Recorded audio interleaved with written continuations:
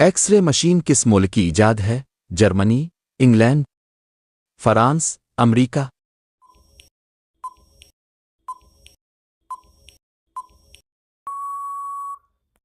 सही जवाब है जर्मनी की इजाद है।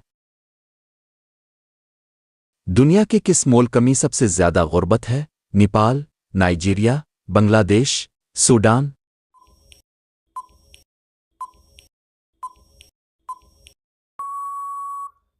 सही जवाब है सूडान।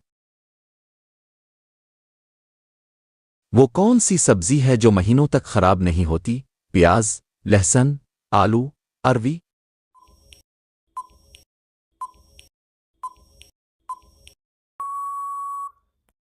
सही जवाब है लहसुन। सबसे ज्यादा तेज मोबाइल इंटरनेट कहाँ दस्तयाब है? Singapore, Japan, Korea, UAE.